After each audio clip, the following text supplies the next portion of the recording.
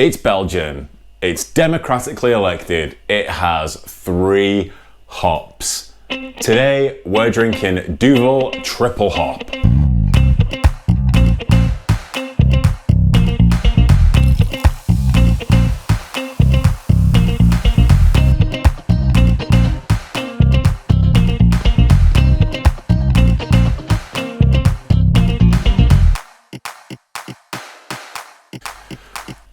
Hi guys, it's Jim here from Dr. Tankenstein with another episode of Beers of the British Isles.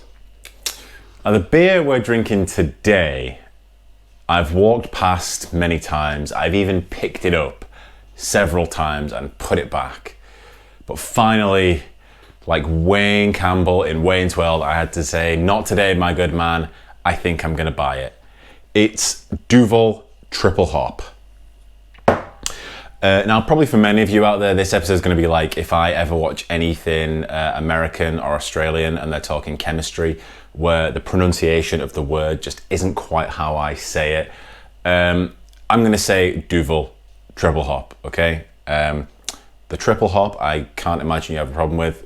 Duvel is how I'm going to pronounce the name of the beer. I'm sorry if you've got Duvel or something else. Duvel, all right? So this is from Tesco, I believe, £1.80 for this 330ml, 9.5% beer.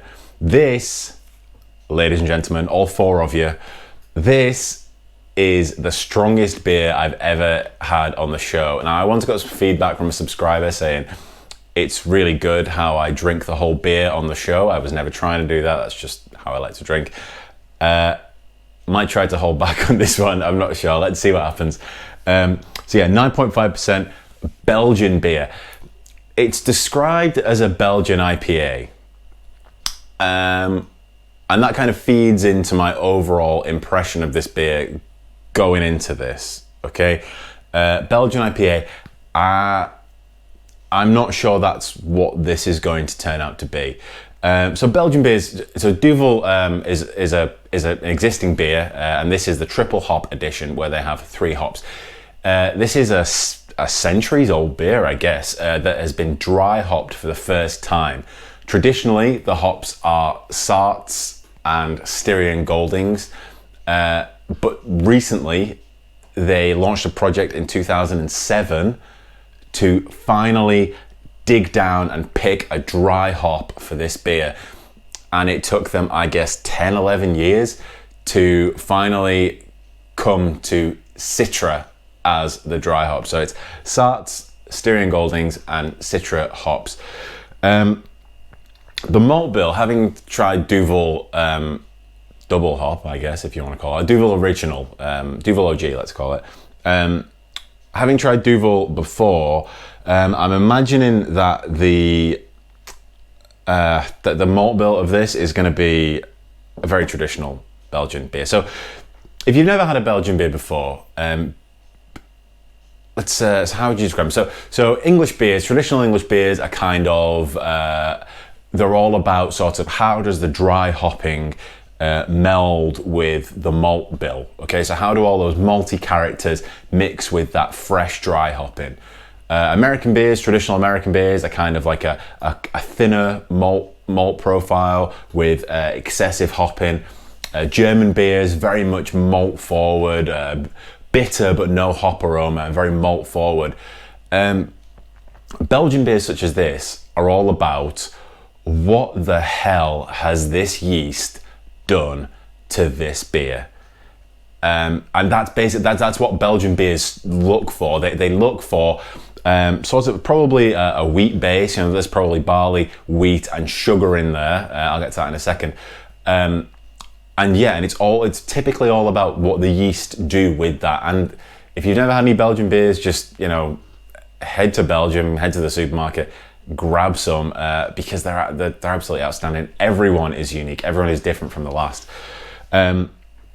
But this, I'm imagining, is going to be very much like that. So there's going to be barley malt in there, there's going to be wheat malt in there, which will give it a slight haze.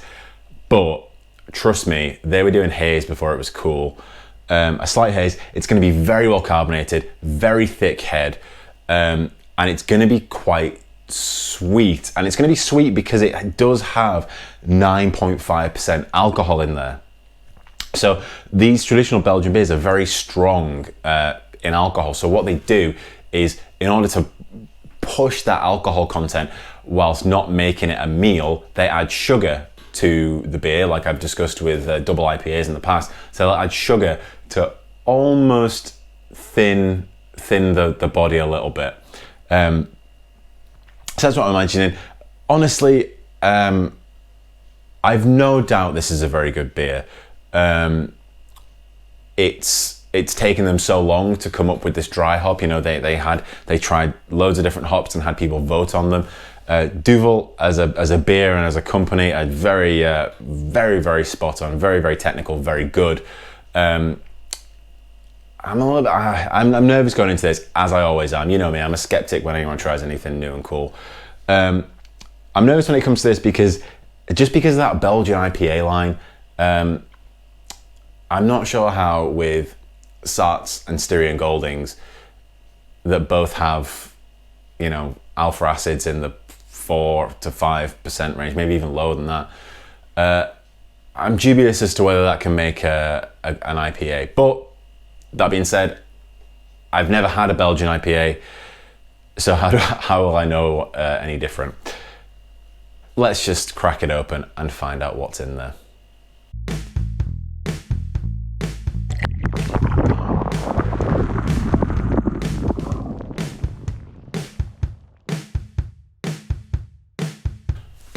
Okay, I'm in the glass. I've got a nice cold glass of Duvel Tripel Hop.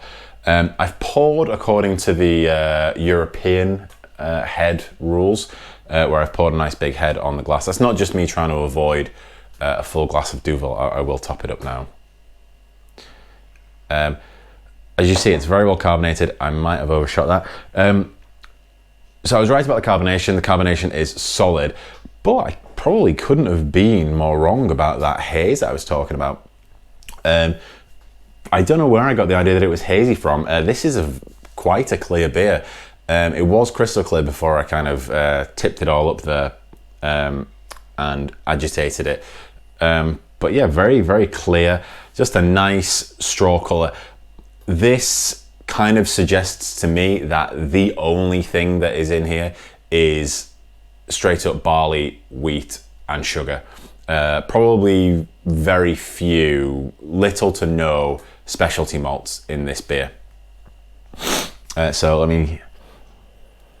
the aroma, okay, the aroma has that classic German, European, let's broaden it, hop aroma, which is just kind of earthy and spicy.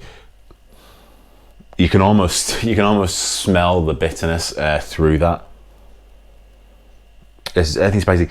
I'm not getting much of the Citra, if I'm honest. I suppose there is a slight, if I was to pin it down, there is a slight peachy mango smell, but I'm not sure if that's the hops or if that's the yeast, like I mentioned earlier. So I'm going to stop sniffing this thing and get it down me.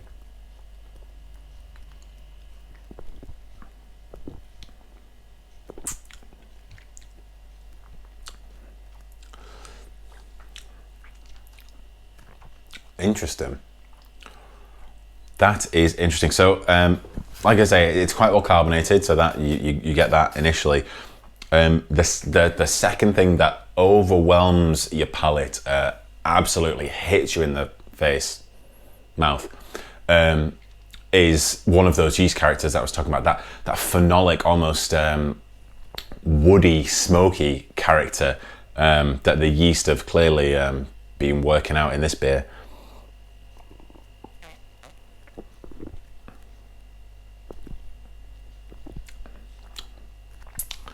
The bitterness, if I'm honest, I may have to eat my hat on this one because it's reasonably bitter. I was imagining this was going to be super sweet, but it isn't. I mean, don't get me wrong, it's on the sweeter side of, say, an IPA. It's definitely on the sweeter side of that, but It almost has the same bitterness of, say, a modern double dry hopped IPA.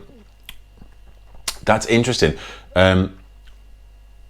The hop flavors, I'm not sure I'm comfortable commenting on those yet, to be honest.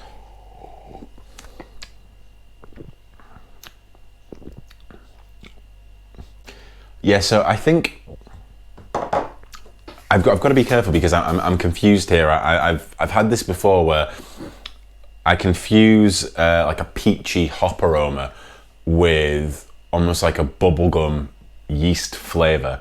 So I'm not sure which one of those it is. Knowing the hops that are in there, I'm guessing that that's a yeast flavor. But man, yeah, the what's left in my mouth here is that woody, smoky, phenolic yeast character. So it's reasonably carbonated, has a good head retention, very pale. Malt bill basically stays out of the way. You're talking a nice hop bitterness and just yeast for days.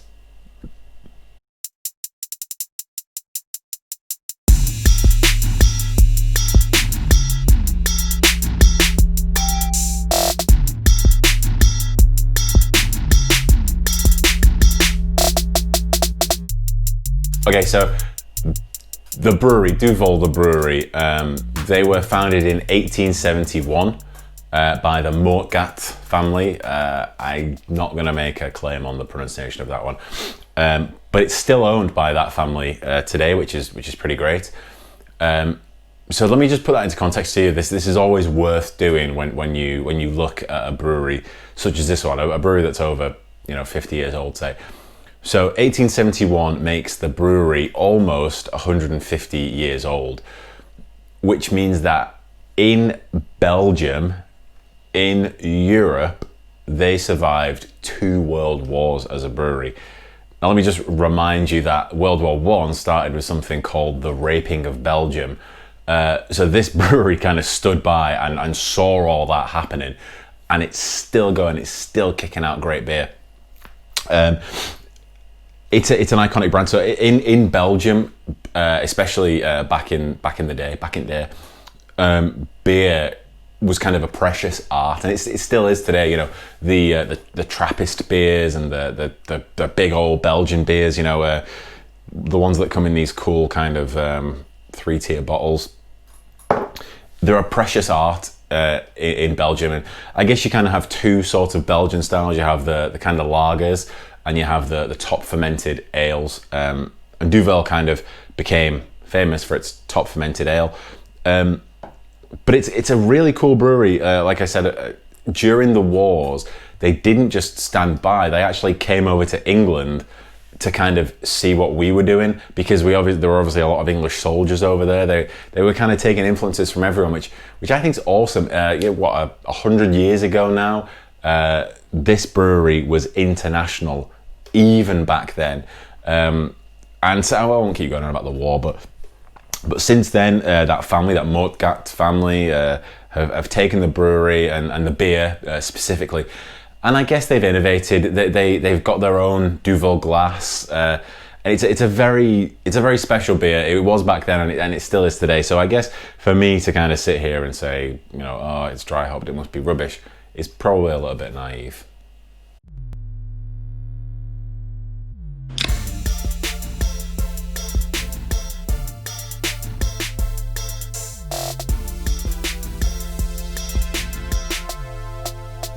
Right, let's sum this up. I started talking about a beer that I'd picked up and put down a lot. Let's see if I was glad that I bought it. So the colour is unremarkable, if I'm honest. If I had a better glass, the head retention would be great. Look at that. Look at that. Let's see. Yeah,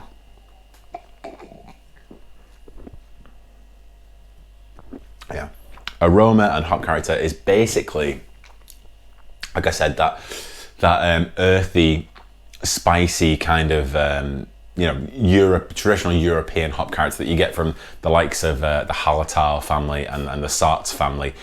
And obviously Styrian Goldings are in there too. But now that this has warmed up, and I feel like I always say this, which I guess is why I recap at the end, the Citra is poking through a little bit.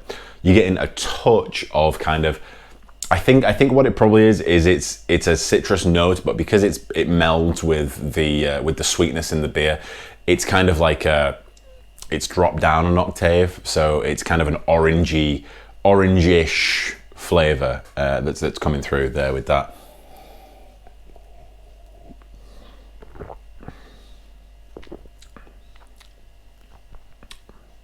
Yeah, the taste, like I said earlier, bear in mind that when I say it's yeast forward, that doesn't mean that it tastes like bread or homebrew or something like that. This is, I say homebrew, you know what I mean. This is a specially chosen yeast that's been cultivated for years and years and years to do special things to their beer, and that's what it's doing. That's what I mean by a yeast character. So in this, it's coming through as like a woody, smoky flavor. It's very pleasant. It hits you kind of at the back of the throat. And if I'm honest, now that I'm 18 minutes into the episode-ish, I think it's masking the alcohol. I think it's kind of fooling me in that respect. Because I haven't once thought that this is boozy, but it is obviously boozy. It's 9.4%. Yeah, so if you're a beer fan, go back and you can treat this like homework if you want. Honestly, what I would do is go get a bottle of the original Duvel. The triple hop is fine. I don't know that it was worth the trouble doing this. Head on down to anywhere, get a bottle of Duvel, maybe even get yourself a nice glass to put it in that keeps the head. And as you're doing it, put on Like a Virgin by Madonna. Because in that song, Madonna was touched for the very first time, and this beer has been dry hopped for the very first time in 150 years. So that's my song. Stick it on. Head down to the supermarket if you like this. If you're new to Belgian beers and you head down to the supermarket and you like this, you know what I'm going to say. Get down to the bottle shop, because Belgian beers, like I said, are a very precious art form, and they can do some wonderful things that you if you're a home brewer, or even not if you're a beer fan, you just scratch your head as to how they made this thing. Right. But in the meantime, guys, cheers.